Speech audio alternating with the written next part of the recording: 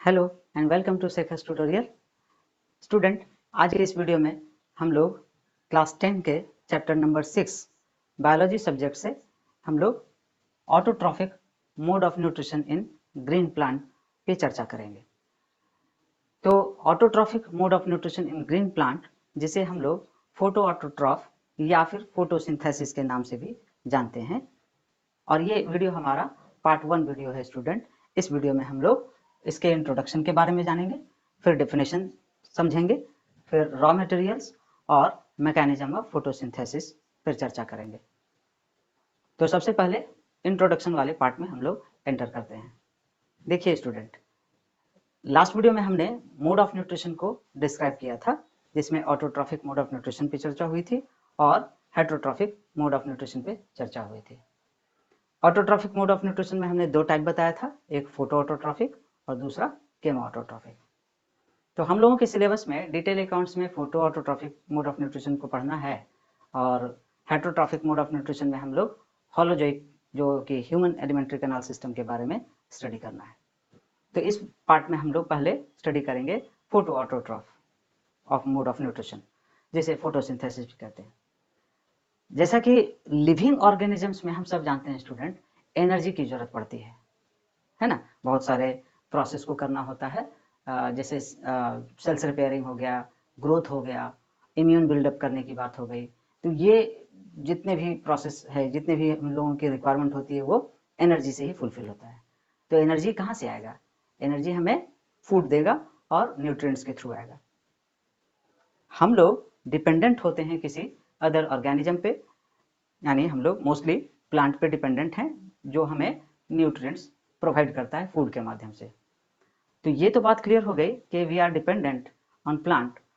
तो प्लांट आखिर अपना मोड ऑफ न्यूट्रिशन कैसे करता है? उसे भी तो जरूरत होती होगी ना एनर्जी की। वो भी तो अपने बॉडी में सेल्स रिपेयरिंग का काम करेगा, ग्रोथ करेगा, प्लांट की ग्रोथ तो होती है। तो इस पर्पस के लिए प्लांट एक डिस्टिंक्ट बायोकेमिकल प्रोसेस करता है, जिसे फोटोसिंथेसिस कहते हैं या फिर फोटो ऑटोट्रॉफ कहते हैं। फोटो ऑटोट्रॉफ नाम क्यों पड़ा आप सभी जानते भी होंगे। फोटो मीन्स होता है लाइट, और फोटो मीन्स होता है लाइट, और ट्रॉफिक मीन्स होता है मोड ऑफ न्यूट्रिशन। तो फोटो ऑटोट्रॉफ हो गया, यानी कि लाइट की मदद से प्लांट फूड प्रिपरेशन का काम करता है या फूड मेकिंग का काम करता है। How is it possible? Light से कैसे? तो लाइट से प्लांट कैसे फूड प्रिपेयर करता है, तो इसके डिटेल अकाउंट्स में हमें जाने से पहले इसे डेफिनेशन के वे में पहले समझ लेते हैं। डेफिनेशन क्या बताता है? डेफिनेशन जो बताएगा, हम उसके अकॉर्डिंग इस वीडियो को आगे बढ़ाते चले जाएंगे। तो देखिए, डेफिनेशन में हमें यह बताया जा रहा है, photosynthesis is defined as the process by which plant cells prepare food, यानी carbohydrate, from inorganic raw material like CO2 and water in presence of sunlight and chlorophyll। देखिए स्टूडेंट, डेफिनेशन में हम लोगों को ये क्या कहा? डेफिनेशन ने क्या डिफाइन किया फोटोसिंथेसिस के बारे में?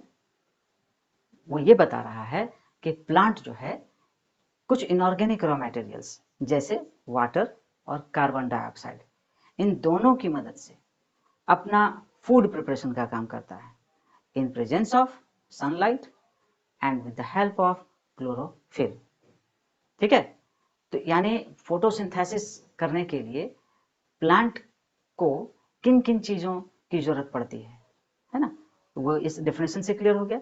वाटर की जरूरत पड़ती है, कार्बन डाइऑक्साइड की जरूरत पड़ती है, फिर सनलाइट की जरूरत पड़ती है, और क्लोरोफिल की जरूरत पड़ती है। ठीक है स्टूडेंट। तो अब आते हैं हम रॉ मटेरियल्स की ओर।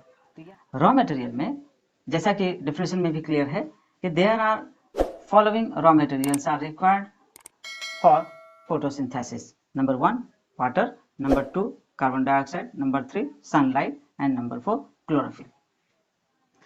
तो स्टूडेंट, वाटर और कार्बन डाइऑक्साइड, इन दो के बारे में तो आप जानते ही होंगे केमिस्ट्री साइंस के अकॉर्डिंग, लेकिन प्लांट में इन दोनों के इस्तेमाल को समझने के लिए थोड़ी सी चर्चा करते हैं। प्लांट वाटर को रूट के माध्यम से एब्जॉर्ब कर लेता है, और ये वाटर रूट के माध्यम से प्लांट के डिफरेंट पार्ट्स तक पहुंचा दिया जाता है, पर्टिकुलरली इन लीफ। जो वेसल्स के जरिए पहुंचता है, और लीफ में ये वाटर इस्तेमाल कर लिया जाता है ना। लीफ में ये वाटर किस तरह इस्तेमाल होगा, तो इसे हम कुछ फोटोसिंथेटिक फेजेस की मदद से पढ़ेंगे, लेकिन शॉर्टली हम आपको अगर बता पाएँ कि वाटर मॉलिक्यूल को वो स्प्लिट अप कर देता है। स्प्लिट अप करने के बाद उसके माध्यम से वो कुछ एनर्जी पार्टिकल को एब्जॉर्ब करता है, तैयार करता है, और उस पार्टिकल को फिर फर्दर प्रोसेस में इस्तेमाल करता है। वो हम डिटेल में आगे बढ़ेंगे तो इसके बारे में हम चर्चा करेंगे। और साथ ही साथ उस पर कुछ एक आयन तैयार होता है, और साथ ही साथ उसके साथ एक आयन भी तैयार होता है, और उसके बाद एक बाय प्रोडक्ट भी वो रिलीज कर देता है प्लांट। उस बाय प्रोडक्ट को हम लोग इस्तेमाल कर लेते हैं, दैट इज ऑक्सीजन मॉलिक्यूल। दूसरी ओर हमारे पास कार्बन डाइऑक्साइड है ना। कार्बन डाइऑक्साइड CO2 है, ये एटमॉस्फेयर में प्रेजेंस होता ही है, और इस कार्बन डाइऑक्साइड को प्लांट लीफ में मौजूद स्टोमाटा यानी ओपनिंग पोर्स होता है, स्टोमाटा के जरिए वो एब्जॉर्ब करके और वो फोटोसिंथेसिस में वाइटल रोल प्ले करता है, और एक वाटर के साथ कंबाइन करके वो कार्बोहाइड्रेट तैयार कर लेता है, यानी ग्लूकोज तैयार कर लेता है। तीसरा हमारे पास जो फैक्टर है वो है सनलाइट। सनलाइट का बेसिक रोल क्या होता है इसे समझते हैं। तो प्लांट में बहुत सारे पिगमेंट सिस्टम है, ठीक है, और उन पिगमेंट सिस्टम का काम होता है सनलाइट से रेडिएशंस को एब्जॉर्ब कर लेना। सनलाइट में बहुत सारा रेडिएशंस होता है, और उन रेडिएशंस के डिफरेंट फ्रीक्वेंसी वेव्स होते हैं, और उन फ्रीक्वेंसी वेव्स को सेलेक्ट करके प्लांट लीफ में उस सोलर लाइट को ट्रैप करता है, ठीक है, और उसी लाइट का इस्तेमाल वो फोटोसिंथेसिस प्रोसेस में करता है। तो फर्स्ट फेज प्रोसेस होता है जिसे हम लोग लाइट रिएक्शन कहते हैं, वो हम डिटेल अकाउंट्स में आगे बढ़ेंगे, जिसमें वाटर को वो स्प्लिट करता है, ठीक है। और वो उस सनलाइट में स्टूडेंट एक डिस्टिंक्ट पार्टिकल होती है, एनर्जी पार्टिकल होती है पैकेट के फॉर्म में, जिसे हम लोग फोटोन कहते हैं। यानी सनलाइट में बेसिकली फोटोन पार्टिकल पे फोकस करना है आपको, कि सनलाइट में फोटोन पार्टिकल्स की मौजूदगी होती है, और उस फोटोन पार्टिकल की मदद से प्लांट में वाटर मॉलिक्यूल का स्प्लिटिंग होता है, ठीक है। अब नेक्स्ट हमारे पास है क्लोरोफिल मॉलिक्यूल। क्लोरोफिल की स्टडी करने के लिए आपको इस डायग्राम पे आपको ध्यान देना है स्टूडेंट। तो इस डायग्राम में आप देख रहे होंगे कि एक लीफ का स्ट्रक्चर है, तो लीफ में दो लेयर दिखाई जा रही होगी, एक अपर एपिडर्मिस और लोअर एपिडर्मिस, ठीक है। तो दोनों के बीच एक थिकनेस होगी, और उस थिकनेस के बीच कुछ सेल्स की अरेंजमेंट होती है ना। तो जो थिकनेस है, जो अपर पार्ट हो गया और लोअर पार्ट हो गया, जिसे हमने अपर एपिडर्मिस और लोअर एपिडर्मिस में एक्सप्लेन किया है, डायग्राम में शो किया है। तो अपर एपिडर्मिस और लोअर एपिडर्मिस के बीच कुछ सेल्स का ग्रुप होता है। उस सेल्स के ग्रुप में पर्टिकुलर सेल्स, पैलिसैड सेल्स नाम का एक ग्रुप होता है, और इन बिटवीन द लेयर्स उसे मेसोफिल लेयर कहते हैं। यानी मेसोफिल लेयर में पैलिसैड सेल्स का ग्रुप होता है। उसी पैलिसैड सेल्स में क्लोरोप्लास्ट नामक एक प्लास्टिड मौजूद होता है। प्लांट के सेल में प्लास्टिड पढ़ाई होगा आपने, है ना। उस प्लास्टिड में से ग्रीन प्लास्टिड होता है क्लोरोप्लास्ट। ये कहाँ मौजूद होता है? मैक्सिमम लीफ में होता है। तो लीफ में कहाँ होता है, इस डायग्राम से आपको क्लियर हो रहा होगा। तो उस पैलिसैड सेल्स में क्लोरोप्लास्ट मौजूद होता है। साथ ही साथ आप ये भी देख रहे होंगे कि जो लोअर एपिडर्मिस है, वहाँ एक स्टोमाटा एक स्ट्रक्चर दिखाया जा रहा है, और उस स्टोमाटा का जो फॉर्मेशन होता है वो बीन शेप्ड सेल्स, जिसे हम लोग गार्ड सेल्स कहते हैं, उससे ये बनता है। तो उसी बीन शेप्ड सेल्स जिसे गार्ड सेल कहते हैं, उसमें भी क्लोरोप्लास्ट मौजूद होता है, ठीक है। तो अब नेक्स्ट पिक्चर में आप देखिए स्टूडेंट, ये रहा क्लोरोप्लास्ट। क्लोरोप्लास्ट के स्ट्रक्चर को देखने से ये पता चलता है कि एक बकेट जैसा स्ट्रक्चर इमेजिन कर लीजिए, और उस बकेट में एक लिक्विड फूड भरा हुआ हो, है ना, जिसे हम लोग स्ट्रोमा कहते हैं। स्ट्रोमा आप मान लीजिए उसे, और उस स्ट्रोमा में डिस्क्वायर्ड शेप के लेयर्स वो रखे हुए हों स्टॉक के रूप में। यानी बहुत सारा डिस्क, कप डिस्क होता है ना, वो बहुत सारा कप डिस्क उसमें अरेंज करके रखा जाए, दो तीन ऐसा जगह पे, एक जगह पे, फिर दूसरी जगह पे, फिर तीसरी जगह, इस तरीके से। तो वो जो कप डिस्क वाला जो डिस्क्वायर्ड शेप हुआ, उसे हम लोग ग्राना कहते हैं। जो स्टॉक हो गया उसे हम लोग ग्राना कहते हैं, और एक सिंगल पीस को ग्रानम कहते हैं। तो स्टॉक हो गया ग्राना। तो दो ग्राना के बीच दो ग्रानम सरफेस के बीच एक खास लेयर होता है जिसे हम लोग थाइलेक्वाइड कहते हैं। ठीक है, तो थाइलेक्वाइड इंपॉर्टेंट टर्म है, इसे याद रखिएगा, इसकी चर्चा हम आगे करेंगे। तो उस थाइलेक्वाइड जो ग्राना के बीच का एक लेयर है, वहाँ वाइटल फंक्शन होता है फोटोसिंथेसिस के मैकेनिज्म का। तो ग्रानम हो गया, थाइलेक्वाइड हो गया। अब दो ग्राना स्टॉक के बीच को लिंक करने वाला एक खास लिंक होता है, लाइनिंग होता है, थ्रेड होता है, जिसे हम लोग स्ट्रोमा लैमेली कहते हैं, जिसे हम लोग स्ट्रोमा लैमेली कहते हैं। क्लियर हो गया? तो देखिए क्लोरोप्लास्ट के कौन कौन से पार्ट हो गए? स्ट्रोमा हो गया, ग्राना हो गया, थाइलेक्वाइड हो गया। ये इन तीन टर्म को याद रखना है स्टूडेंट, और फोटोसिंथेसिस मैकेनिज्म को हम लोग डिटेल अकाउंट्स में समझ लेंगे। स्ट्रक्चर जरूर याद रखिएगा स्टूडेंट, ठीक है? तो ये तो था क्लोरोप्लास्ट का स्ट्रक्चर। क्लोरोफिल जहाँ तक हमने लिखा है, क्लोरोफिल उसी ग्राना में, ठीक है, एक मॉलिक्यूल होता है, पिगमेंट मॉलिक्यूल, जिसे हम लोग क्लोरोफिल कहते हैं। ग्राना का स्ट्रक्चर आप देख ही रहे होंगे, उस ग्राना के अंदर एक मॉलिक्यूल होता है जिसे हम लोग क्लोरोफिल कहते हैं। ये क्लोरोफिल सोलर रेडिएशंस के उस फोटोनिक एनर्जी को ट्रैप करता है, और वो फोटोनिक एनर्जी को ट्रैप करने के लिए दो तरीके के पिगमेंट पर्टिकुलर काम करते हैं, जिसे हम लोग pigment system first and pigment system second कहते हैं। ये आप नेक्स्ट क्लास में आप स्टडी करेंगे स्टूडेंट, पिगमेंट सिस्टम फर्स्ट और पिगमेंट सिस्टम सेकंड।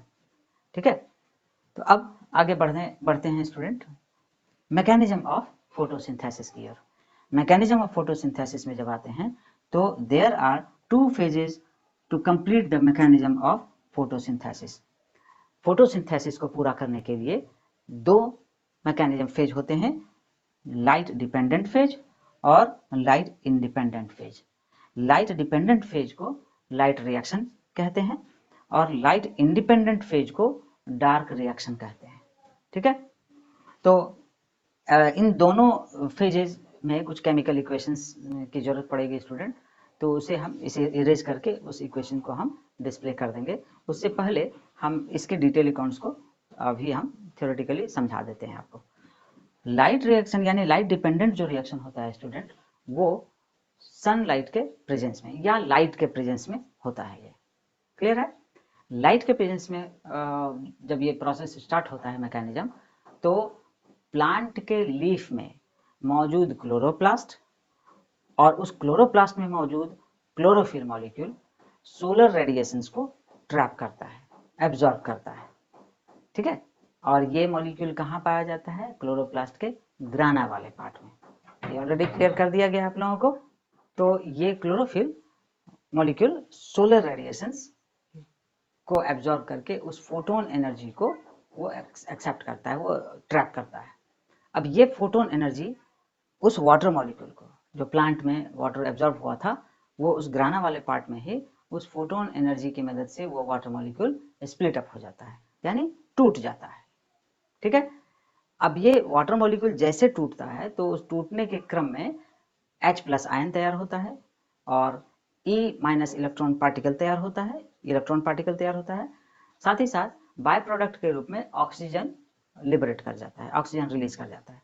इस ऑक्सीजन का इस्तेमाल अदर एनिमल बींग्स कर लेते हैं, हम लोग कर लेते हैं, और जिसके माध्यम से हम लोगों को एनर्जी बनती है, हम लोगों के बॉडी में एनर्जी बनती है, और फिर हम लोग रेस्पिरेशन के दौरान उसी CO2 को हम लोग रिलीज कर देते हैं।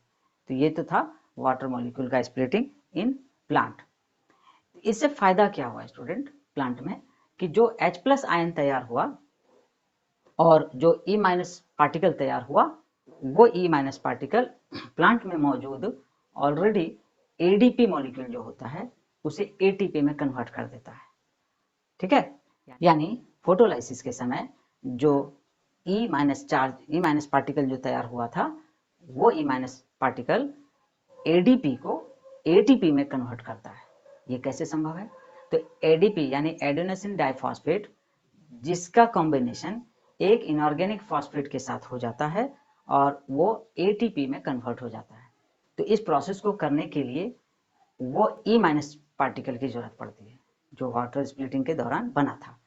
इस प्रोसेस को फोटोफॉस्फोरिलेशन कहा जाता है। ठीक है, इस प्रोसेस को क्या कहा गया? फोटोफॉस्फोरिलेशन। अब दूसरा जो मैकेनिज्म होता है उसी समय फोटोलाइसिस के ही समय जो अब वाटर मॉलिक्यूल के स्प्लिटिंग के समय जो H+ मॉलिक्यूल बना उस H+ का इस्तेमाल NADP को रिड्यूस करने में इस्तेमाल कर लिया जाता है। NADPH तैयार कर लेता है वो, ठीक है। तो फोटोलाइसिस के समय क्या क्या बना, एक तो O2 बाय प्रोडक्ट के रूप में निकल गया, दूसरा NADPH बन गया, और तीसरा उस एनर्जी पार्टिकल की मदद से ATP बन गया, है ना। तो साइमल्टेनियसली लाइट रिएक्शन में कितने प्रोसेस हो गए, पहला प्रोसेस स्प्लिटिंग ऑफ वाटर यानी फोटोलाइसिस, और दूसरा एनर्जी पार्टिकल को तैयार करना। तो इस एनर्जी पार्टिकल को तैयार करने का जो मोटो है वो हो गया एसिमिलेटरी पावर जनरेट करना, है ना। यानी लाइट रिएक्शन के दो मोटो हो गए, पहला स्प्लिटिंग ऑफ वाटर, दूसरा एसिमिलेटरी पावर को जनरेट करना। ये बात क्लियर हो गई स्टूडेंट। इसे हम इक्वेशन में रिप्रेजेंट करेंगे, फिर वहां भी आपको समझाएंगे। दूसरा हमारा है लाइट इंडिपेंडेंट, जिसे हम लोग डार्क रिएक्शन कहते हैं। डार्क रिएक्शन में लाइट के रिक्वायरमेंट नहीं होती है, लाइट के प्रेजेंस में ये काम नहीं होता है, ठीक है। ऐसा नहीं कि अंधेरे में लाइट को इस्तेमाल नहीं करता है वो, ऐसा नहीं समझना है कि डार्क का मतलब अंधेरे मान लेना है, नहीं। लाइट के एब्सेंस में मतलब लाइट वो इस्तेमाल नहीं करता है, बगैर लाइट को इस्तेमाल किए वो प्लांट क्या करता है, इस कार्बन डाइऑक्साइड को एक खास ऑर्गेनिक कंपाउंड जिसे हम लोग राइबोलोज बाइफॉस्फेट कहते हैं, प्लांट में ही लीफ में मौजूद होता है, उस राइबोलोज बाइफॉस्फेट के साथ कंबाइन करके उसे ग्लूकोज में कन्वर्ट कर देता है, ठीक है। यानी डार्क रिएक्शन में कार्बन डाइऑक्साइड का इस्तेमाल ग्लूकोज बनाने में कर लिया जाता है, ठीक है। कार्बन डाइऑक्साइड का इस्तेमाल ग्लूकोज बनाने में कर लिया जाता है। तो इस प्रोसेस को हम अब एक इक्वेशनल रिप्रेजेंटेशन से आपको दिखाएंगे, ठीक है। तो इसको हम इरेज कर देते हैं। तो ये रहा स्टूडेंट इक्वेशन में हम लोग आते हैं लाइट रिएक्शन के। डिस्क्रिप्शन तो हमने बता दिया था स्टूडेंट, डिस्क्रिप्शन आपने समझ लिया। अब इसको हम इक्वेशन के थ्रू आपको डिस्क्राइब करके समझाते हैं। देखिए लाइट रिएक्शन में क्या होता है स्टूडेंट, ये होता कहाँ है, ग्राना में होता है, क्लोरोप्लास्ट के ग्राना वाले पार्ट में होता है स्टूडेंट। एग्जैक्टली ये ग्राना वाले पार्ट में होता है, क्योंकि ग्राना एक स्टॉक है ना, एक पूरा का पूरा ये स्टॉक है थाइलेक्वाइड का। तो अगर आपसे सवाल किया जाए कि लाइट रिएक्शन एग्जैक्टली क्लोरोप्लास्ट में कहाँ होता है, तो आपको जवाब देना है कि थाइलेक्वाइड वाले पार्ट में होता है। क्योंकि थाइलेक्वाइड का स्टॉक अगर हम बात करें, जिसको हम लोग ग्राना कहते हैं, है ना। थाइलेक्वाइड क्या है, थाइलेक्वाइड का जो डिस्क्वाइड शेप होता है वो पूरा का पूरा एक स्टॉक स्ट्रक्चर जिसको हम लोग ग्राना कहते हैं।